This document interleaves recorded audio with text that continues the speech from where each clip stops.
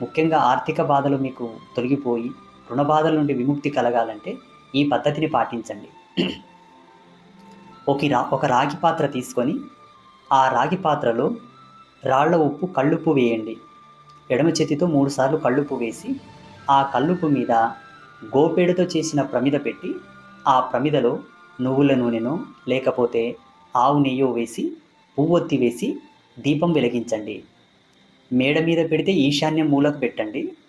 ఇంటి ముందు పెడితే తులసి కోట దగ్గర పెట్టండి. వీటన్నిటికన్నా ఉసిరి చెట్టు దగ్గర దీపం పెట్టడం సర్వశ్రేష్టం, మహామహిమాన్వితమైనటువంటి దీపం.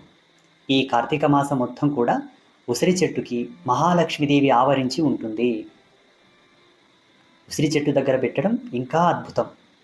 ఈరోజు పెట్టిన దీపాన్ని మరుసటి రోజు సూర్యాస్తమయం కన్నా ముందే తీసి ఆ రాగి పాత్రలో ఉప్పును ఏదన్నా పారే గంగలో, బావిలో, చెరువులో లేకపోతే దగ్గర ఏదైనా నీటి ప్రాంతం ఏదైనా ఉంటే ఆ నీటిలో పోసేసి పాత్రను శుభ్రపరిచి ఆ గోపేడ ప్రమిద ఆల్రెడీ సగం కాలిపోయి ఉంటుంది. మిగిలిన ఆ ప్రమిదను తీసుకెళ్ళి ఏదైనా చెట్టు దగ్గర పెట్టండి. ఆ చెట్టుకు ఎరువుగా మారుతుంది అది.